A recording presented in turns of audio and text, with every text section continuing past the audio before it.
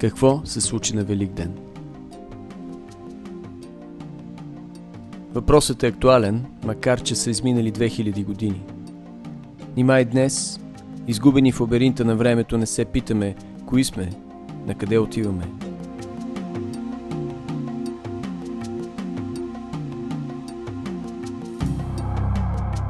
Кой е Исус от Назарет?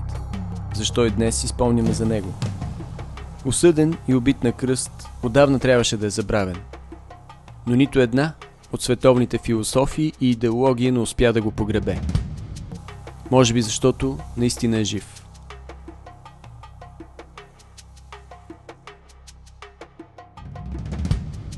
Какво всъщност се случи на Великден? Това е много труден въпрос, бе. Какво да ви кажа? Празнуваме Възкресение Христово.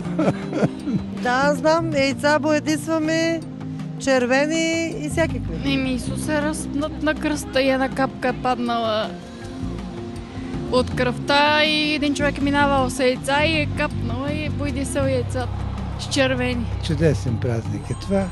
И яйцата, и козунаците, и агънца. Всичко е много хубаво. Какво се е случило? Боядисват се яйца. Ама какво се е случило? Нещо за Исус Христос. Възкръснал Исус Христос на Великден. Много не вярвам, но щом са казали, значи има малко истина в това. И това има много сложни неща, които не мога да си ги обясня. Аз някой вярвам, в някой не вярвам, но човек трябва да вярва в нещо все пак. Не, аз вярвам в Христос, но не мога да повярвам, че някой не мога да проумея просто, че е умрял и е възкръснал. Не знам. Това е за мен една отвлечена такава история малко. Но човек все пак трябва да вярва в нещо, да?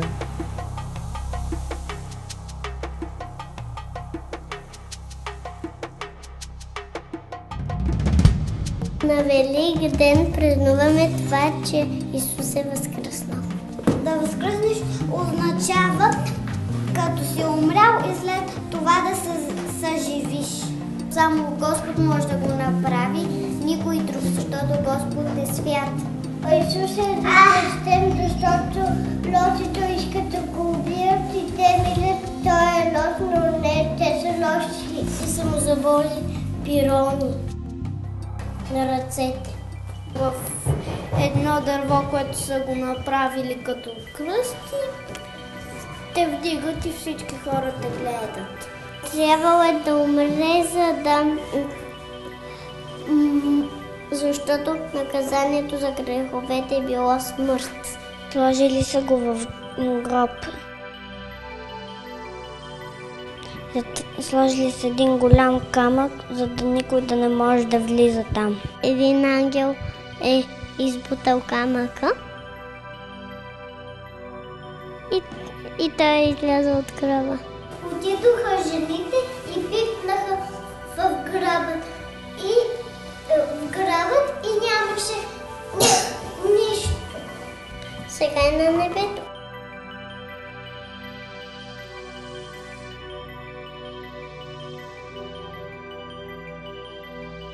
Кой е Исус от Назарет? Кои сме ние? На къде отиваме? Какво се случи на Великден? Единственият начин да разберем е да станем като децата.